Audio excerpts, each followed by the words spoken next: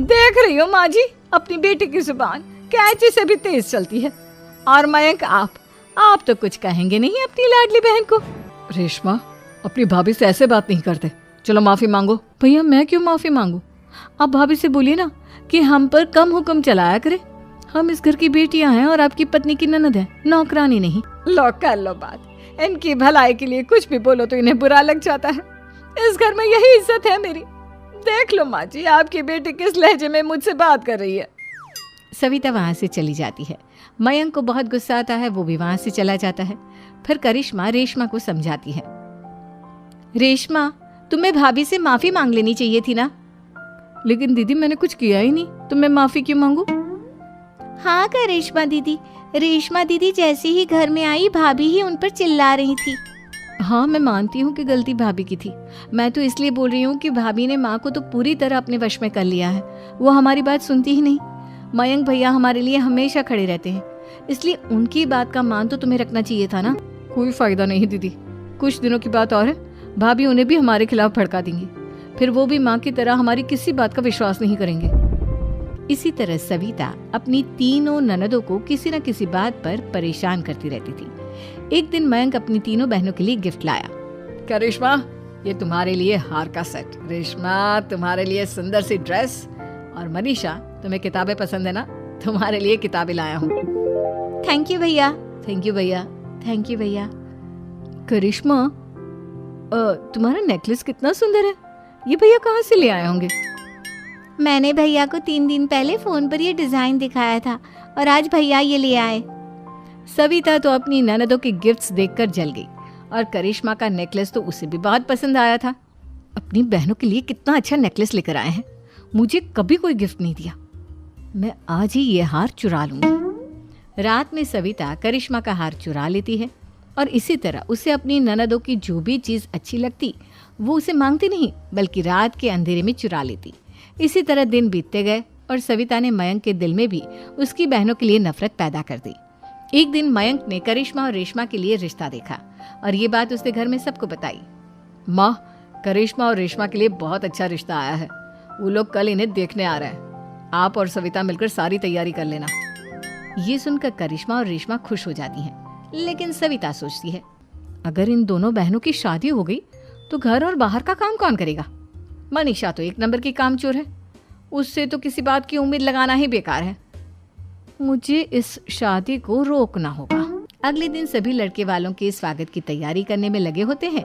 तभी मयंक अपनी बहनों से आकर कहता है, तैयार हो गई तुम दोनों? देखो, दोनों लड़के बहुत अच्छे हैं, मैं कोई कसर नहीं छोड़ना चाहता, इसलिए तुम उनके सामने अच्छे से बिहेव करना और अपनी भाभी से लड़ने मत लग जाना। करिश्मा, तुम वो नेकलेस पहन लो ना जो मैं तुम्हारे लिए लाया था। भैया, मैं बहुत देर से वो नेकलेस ढूंढ रही हूँ, लेकिन मुझे मिल ही नहीं रहा। क्या, तुमने नेकलेस खो दिया? तुम्हें पता भी है वो कितना महंगा था। तुम कोई काम ढंग से नहीं कर सकती। मयंक गुस्से में वहां से चला जाता है। थोड़ी देर बाद लड़के वाले भी आ जाते हैं। वो दोनों बहनों को पसंद कर लेते हैं और रिश्ता पक्का हो जाता है। लेकिन सविता के दिमाग में तो कुछ और ही खिचड़ी पक रही थी। वो पंडित जी के पास करिश्मा की कुंडली लेकर जाती है और उन्हें पैसे देकर करिश्मा की कुंडली बदलवा देती है। जब लड़के वालों के पास करिश्मा की कुंडली जाती है तो वो दुर्गा को फोन करते हैं। बहन जी, हमने करिश्मा की कुंडली अपने पंडित जी को दिखाई थी। आपकी बेटी की कुंडली नहीं बल्कि दोषों का पिटारा है। देखिए, मैं और मेरे पति इन सब बातों में बहुत विश्वास करते हैं, इसलिए हम आपकी बेटी से अपने बेटे की शादी नहीं करा सकते। इस तरह करिश्मा का रिश्ता टूट जाता है और सभी घर वालों को बहुत दुख होता है। अब कविता सोचती है, चलो करिश्मा का तो रिश्ता टूट गया, अब रेशमा का भी रिश्ता तोड़ना है। क्या करूं क्या करूं? अब सविता आवाज बदलकर किसी अननोन नंबर से रेशमा के होने वाले ससुराल में फोन करती है।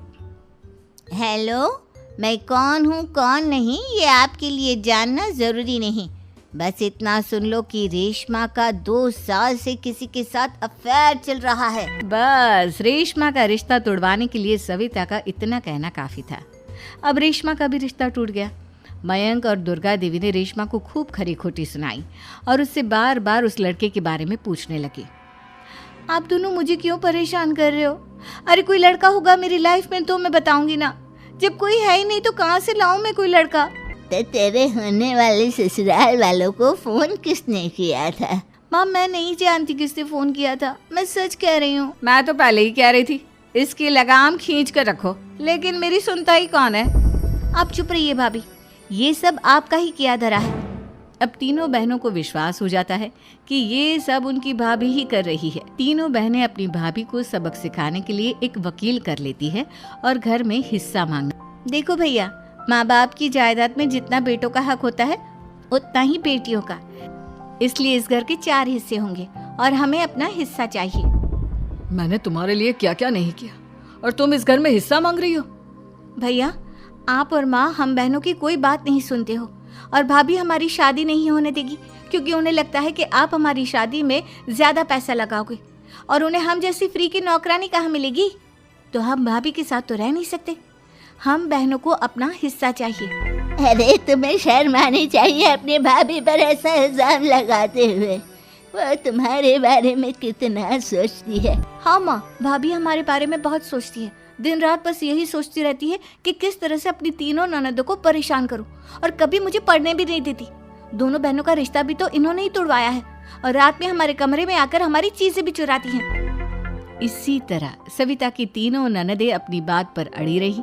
अब कोर्ट में तारीख भी शुरू हो गई। जब सविता को लगा कि उसकी तीनों ननद इतनी आसानी से नहीं मानने वाली, तो उसने अपने पति और सास को सारी सच्चाई बता दी और अपनी तीनों ननद से ये मोहिनी, तुम भी नौकरी करो। अब मुझे कहाँ नौकरी मिलेगी? मम्मी बताओ अब मैं क्या करूं? हे भगवान, क्या सोचकर घर जमाई दामाद लाई थी मैं कि मेरी बेटियां मेरे पास रहेंगी और खुश रहेंगी, लेकिन इन आलसी दामादों ने तो हमारी जिंदगी को भी प्रॉब्लम में डाल दिया है। मैं तो कहती हूँ मम्मी, हम लोग वापस अपनी जॉब पर जाना शुरू कर देते हैं। बता देते हैं इन लोगों को कि हमने प्रेगनेंसी का बहाना किया है। नहीं नहीं बेटा, ऐसी गलती भी मत करना। अगर तुमने ऐसा किया तो इन तीनों की आदत और ख़राब हो जाएगी। अरे आज नहीं तो कल कभी तो तुम प्रेग्नेंट होगी, तब वापस यही प्रॉब्लम आएगी। तब क्या करोगी तुम तीनों? हाँ मम्मी, आपकी बात तो बिल्कुल सही है, इन लोगों को तो सुधारना ही पड़ेगा। लेकिन कैसे? अपने बच्चों के आने की खबर सुनकर भी इन लोगों पर कोई असर नहीं हो रहा। पैसे कमाने के लिए घर से बाहर निकलना ही नहीं चाहते ये तीनों। अब मेरे दिमाग में एक प्लान आया है, तुम तीनों चिंता मत करो। उन तीनों को बुलाओ, फिर मैं बात करती हूँ। थोड़ी देर बाद कावेरी जी अपने तीनों दामादों को सामने बुलाकर अपनी बात कहना शुरू करती हैं। अविनाश, सुमित और विवेक, देखो बेटा, मैं ना तुम तीनों से बड़ा प्यार करती हूँ, इसीलिए तो तुम्हें घर जमाई बना कर रखा है मैंने। अरे मम्मी जी, सीधे सीधे कहिए ना, क्या बात है? प्यार तो हम भी आपको बहुत करते हैं। और मम्मी जी आपकी इज्जत भी बहुत करते हैं। अरे भाई, आपके जैसी सास और कमाने वाली बीवी सबको मिलती है क्या? हाँ मम्मी, विवेक और सुमित ठीक कह रहे हैं। आपकी बेटी से शादी करके मेरी तो ज़िंदगी ही अच्छी हो गई है। जानती हूँ मैं, और ये भी जानती हूँ कि तुम तीनों अपने अपनी बीवियों से बहुत प्यार करते हो।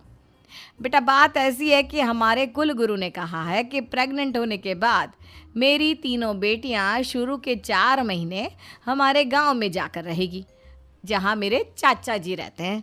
अरे लेकिन क्यों मम्मी, गांव में जाकर रहने की क्या ज़रूरत है इन तीनों को? वो क्या है ना बेटा, हमारे परिवार को एक श्राप है। अगर मेरी बेटियों ने यहाँ पर बच्चा पैदा करने की कोशिश की तो उनके बच्चों को कुछ भी हो सकता है। इसलिए अब से लेकर 4 महीने पूरे होने तक इन्हें गांव वाले घर में रहना पड़ेगा। हाँ तो इसमें प्रॉब्लम क्या है मम्मी जी? हम भी वहाँ जाकर रहेंगे, पिकनिक मनाएंगे। अरे भाई, बीवी जहाँ हम भी वहाँ। हाँ यार, आइडिया तो बहुत अच्छा है। शहर की ज़िंदगी में रह रहकर परेशान हो चुके हैं, अब कुछ दिन गांव में बिताएंगे।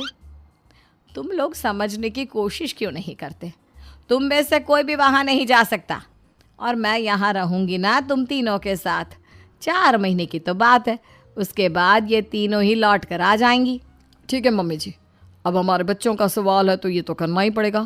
कावेरी अपनी तीनों बेटियों को कुछ दिन के लिए घर से बाहर कहीं दूसरे शहर में रहने के लिए भेज देती है। कुछ दिनों के बाद, अरे मम्मी जी, बहुत दिन से पिज्ज़ा नहीं खाया, मंगवाइए ना।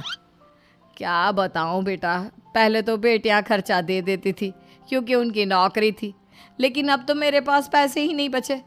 थोड़े बहुत पैसे हैं जो बच्चों की डिलीवरी में काम आएंगे। लेकिन मम्मी जी, आपकी बेटियों को वापस आने में तो अभी बहुत वक्त बाकी है। वही सोच सोच कर परेशान हो रही हूँ। सोच रही हूँ कल से दूध भी बंद करवा देती हूँ। अब दूध वाले को देने के लिए पैसे भी तो नहीं है ना। अरे नहीं नहीं मम्मी जी, अगर दूध भी बंद करवा दोगी तो मुझे चाय कहाँ से मिलेगी? और चाय के बिना मैं तो मर ही जाऊंगा। क्या करूं बेटा, इसके अलावा हमारे पास कोई ऑप्शन नहीं है। मेरे पास पैसे ही नहीं बचे। इस तरह कावेरी जी धीरे धीरे अपने तीनों दामादों को पैसे देना बंद कर देती हैं और घर में खाने पीने की चीज़ें लाना भी बंद कर देती है। अब वो तीनों बुरी तरह से परेशान होने लगे थे और इसलिए एक दिन तीनों प्लान करके घर से बाहर निकलते हैं और बाजार में जाने के बाद, यार अच्छा खाना खाए हुए कितने दिन हो गए, पता नहीं कब अच्छा खाना मिलेगा। हमारी बीवियों के जाने के बाद तो हमारी हालत भिखारियों जैसी हो गई है यार। कुछ भी हो, मुझे तो आज पिज्ज़ा खाना ही खाना है। जेब में 1 रुपया नहीं है और पिज्जा खाएगा, कहाँ से आएंगे पैसे? अरे देख वहाँ सामने बोर्ड पर क्या लिखा हुआ है, कंप्यूटर पर काम करने के लिए एक आदमी की आवश्यकता है। भाई मैं तो जा रहा हूँ, काम करूँगा और शाम तक पैसे लाकर आराम से पिज्ज़ा खाऊंगा। जा जा, तुझे कोई काम नहीं देने वाला, हम तो घर जा रहे हैं। चल भाई सुमित। सुमित और अविनाश वहाँ से चले जाते हैं और विवेक उस कंप्यूटर शॉप पर सारा दिन काम करके 5,000 रुपये कमा कर घर लौट कर आता है और अपने खाने के लिए अच्छी अच्छी चीज़ें भी लेकर आता है। ये देखकर विवेक और सुमित के दिल में भी कुछ पैसे कमाने की इच्छा जागती है। अरे सुबह सुबह कहाँ चल दिए तुम? मम्मी जी एक बहुत अच्छी जगह मिली है, कंप्यूटर पर काम करने के 5,000 मिले थे कल मुझे। अगर रोज़ काम करूँगा तो पूरे 40,000 की तनख्वाह। अरे वाह, ये तो बहुत अच्छी बात है दामाद जी, आपको जाना ही चाहिए। सुमित और अविनाश विवेक को इस तरह तरक्की करते देखकर परेशान हो जाते हैं और वो दोनों भी काम की तलाश में निकल पड़ते हैं। धीरे धीरे उन दोनों को भी काम मिल जाता है। अब कावेरी के तीनों दामाद छोटी मोटी नौकरी करके अच्छा पैसा कमाने लगे थे। एक दिन कावेरी उन्हें अपने पास बुलाती हैं। अरे वाह, विवेक 40,000 कमा लेता है, अविनाश 60,000 और सुमित तुम भी 40,000 के आसपास कमा ही लेते हो। कुल मिलाकर तुम अच्छे खासे पैसे कमा रहे हो बेटा। हाँ मम्मी जी, बहुत मज़ा आता है जब महीने के एंड में मोटी रकम हाथ में आती है। पूछिए मत मम्मी जी, घर में रहकर रोटी बना बना कर और तो जैसा महसूस होने लगा था मुझे तो। हाँ बेटा, तुम तीनों की बात तो बिल्कुल ठीक है। और जानते हो, अब तुम तीनों की पत्नियां भी वापस लौट कर आने वाली है। लेकिन मम्मी जी अभी तो उन्हें गए सिर्फ 2 महीने हुए हैं, आपने तो कहा था वो 4 महीने के बाद लौट कर आएंगी। ऐसा कुछ नहीं है बेटा, मैं सिर्फ तुम तीनों को सबक सिखाना चाहती थी कि आदमी घर में बैठकर बीवी की कमाई खाता हुआ अच्छा नहीं लगता। इस दुनिया में हर इंसान को मेहनत करनी चाहिए, काम करना चाहिए, चाहे वो औरत हो या आदमी, ताकि अपने परिवार को संभाल सके। कावेरी की बात सुनकर उन